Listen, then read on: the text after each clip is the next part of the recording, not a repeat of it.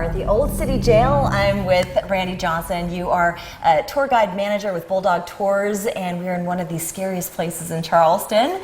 Thank you for bringing us here. This is quite the sight to behold. So what do you do for Bulldog Tours, first of all? What we do is we try to offer people an experience that blends history with the paranormal. When people come on a tour, we cannot guarantee them that they will encounter spirits, but it is not unusual for people on our tours to catch on video or on their phones images of spirits or orbs, which are disembodied spirits floating around in these haunted places. And this is one of our primary sites, the Old City Jail, which is regarded as the most haunted building in the entire state of South Carolina. The moment that you walk in, it does feel very creepy. The wind, I will say, is what's creaking the doors open and shut, I'm assuming. You're assuming.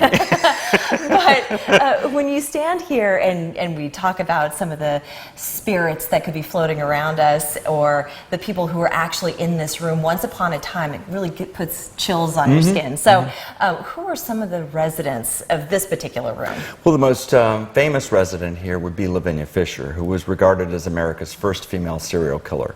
According to her legend, and she is a controversial figure, it's believed that she was responsible for the deaths of over 120 men between 1818 and 1820. Wow. And she and her husband were involved in this together. They were like a Bonnie and Clyde, madly in love. They ran a hotel about 6 miles outside the city, which catered to traveling wagonmen coming into the city to sell furs from as far away as Kentucky or Tennessee. And they took advantage of this, and over the course of about 18 months, they murdered all these men, buried them around their hotel called 6 Mile Wayfarers Inn, and eventually it was exposed. They were poisoning these men with oleander tea, and then during the night, in a special room where they were escorted, they would pull a lever, causing their beds to fall down into a pit where they would be waiting to finish them off. It was a sure-proof method for murder. And eventually, though it was exposed, they got caught. Yeah. They were arrested, brought down here, and back in that era of this jail's history, men and women were not separated. Lavinia was allowed to be with her husband in a cell down on one of the main cell blocks. At one point, they were eventually tried and found guilty, making her America's first female serial killer. Once they were convicted, brought up here, they were thrown in a cell in this room. This is called Mount Rascal. This was Charleston's death row up until 1911. And when she was hanged, he was hanged first. She is supposed to have been wearing a white wedding dress on the day of her execution because of an old law in South Carolina that said you couldn't hang a married woman.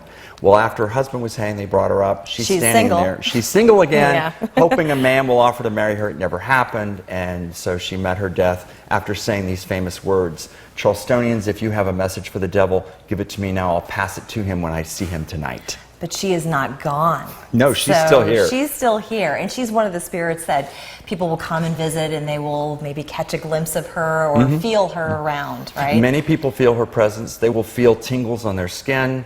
They will also... Do they hear anything? Do you ever hear People anything? hear her screams. They hear other screams of women who were kept in the jail. They'll also at different times be scratched. Lavinia's famous for scratching people. And if you look at our Facebook page or our website, we have photographs of people who've shared them with us over the years.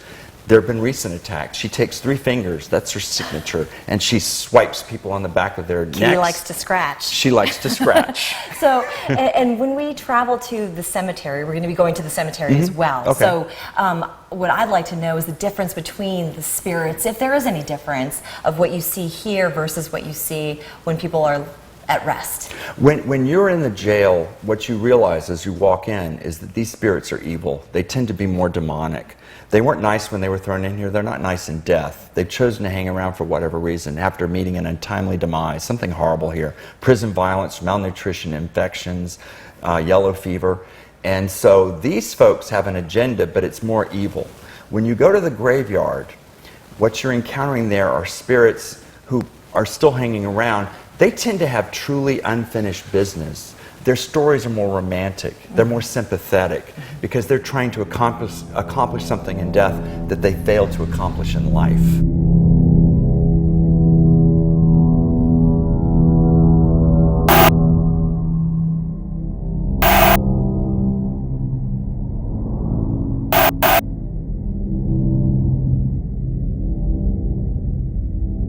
Randy, so now we are in the graveyard of the Circular Congregational Church in the heart of Charleston, South Carolina.